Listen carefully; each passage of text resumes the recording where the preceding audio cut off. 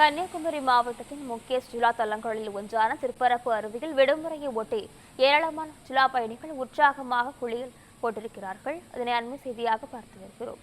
இதை குறித்து முழுமையான விவரங்களுடன் செய்தியாளர் பிரின்ஸ் இணைப்பில் இருக்கிறார். வணக்கம் பிரின்ஸ், விவரங்கள் என்ன? வணக்கம் நிஷா.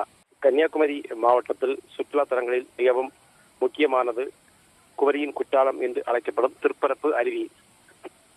இன்று ஈஸ்டர் பண்டிகை விடுமுறை தினம் என்பதாலும் வார விடுமுறை தினம் என்பதாலும் காலை முதல் ஏராளமான சுற்றுலா பயணிகள் அருவியில் குளிப்பதற்காக வந்துள்ளனர். கடந்த சில நாட்களாக அருவியில் கூட்டம் அதிகமாகவே காணப்படுகிறது. கடந்த மாதம் அருவியில் தண்ணீர் இல்லாத காரணத்தால் சுற்றுலா பயணிகள் குளிப்பதற்கு முடியாமல் ஏமாற்றத்துடன் திரும்பி சென்றனர். மாவட்டத்தில் தற்போது பரவலாக மழை பெய்து வரும் நிலையில் ஆறுகளிலும் அணைகளிலும் தண்ணீர் அதிகரித்துள்ளது. இதன் காரணமாக கோதையாற்றிலும் வெள்ளமானது ஆர்ப்பரித்து கொட்டுகிறது.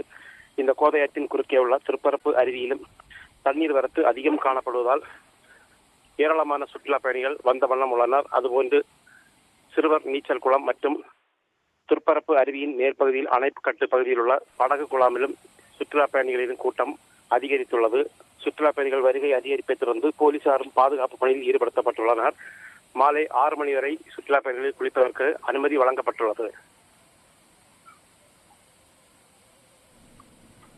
பிரின்ஸ், விவரங்களுக்கு நன்றி.